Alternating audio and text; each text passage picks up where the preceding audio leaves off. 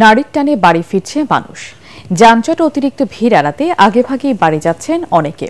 যতই ঈদ এগিয়ে আসছে ততই যাত্রীর চাপ বাড়ছে ট্রেনে, বাসে। কমলাপুর স্টেশন ম্যানেজার জানিয়েছেন, ট্রেনের কোনো শিডিউল বিপর্যয় ঘটেনি, নির্দিষ্ট সময়ে গন্তব্যের উদ্দেশ্যে রওনা দিচ্ছে ট্রেন।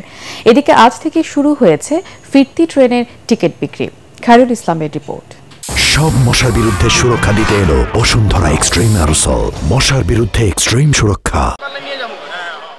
ঈদ মানে আনন্দ, ঈদ মানে খুশি।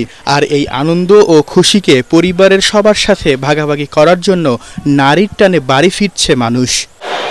অতিরিক্ত ভিড় আর যাত্রাপথের ভোগান্তি এড়াতে আগেভাগে পরিবার পরিজন নিয়ে বাড়ির পথে রাজধানীবাসী। উত্তরবঙ্গে যারা যায় তাদের জন্য অনেক কষ্টকর এবং অনেক রাস্তায় জ্যাম থাকে, গাড়িতে জ্যাম থাকে। এজন্য চাচ্ছি যে এরকম ভোগান্তির মধ্যে যাতে না পড়তে হয়। আমি তো ভাবছিলাম টিকিট হয়তো পাবো না, কিন্তু টিকিট পাইলাম। এই যে যাত্রা, বাড়িতে পরিবারের সাথে ঈদটা কাটাবো, এটা তো আমার জন্য খুবই খুশির আর হচ্ছে যে উৎফুল্লিত একটা বিষয়।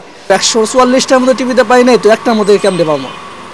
তো খুঁজে একটাবার দিয়ে দেখি, পরে টিভি দেওয়ার লোক কাজ হয়েছে। টিকিটটা আমি অনলাইনেই কাটছি, 2টার দিকে টিকিট ছাড়ছে, তো সাথে সাথেই কাটা লাগছে, না হলে টিকিট আর নাই। সবাই মিলে শ্বশুর শাশুড়ি মা বাবার সাথে ঈদ করব, এটা অনেক ভালো লাগছে। কমলাপুর রেলওয়ে স্টেশনের ম্যানেজার জানালেন, যথাসময় ছাড়ছে ট্রেন। পাশাপাশি আজ থেকে শুরু হয়েছে ঢাকা ফেরার অগ্রিম টিকিট বিক্রি। 27 তারিখ থেকে আমাদের স্পেশাল ট্রেন যাবে। আর আগামীকালকে থেকে আপনারা জানেন আমাদের একটা নরসিংদী কমিউটার ট্রেন নামে ভৈরবের, ঢাকা ভৈরব একটা ট্রেন নতুনভাবে প্রবর্তন হবে। আমাদের কোনো রকমের, আল্লাহ মাফ করুক, কোনো রকমের অঘটন বা কোনো সমস্যা না হলে ইনশাআল্লাহ কোনো ট্রেন বিলম্বের কোনো কারণ নাই। ট্রেনের যাত্রীদের সার্বিক নিরাপত্তার কথা মাথায় রেখে বিশেষ ব্যবস্থা নেওয়ার কথাও জানান রেলওয়ের এই কর্মকর্তা।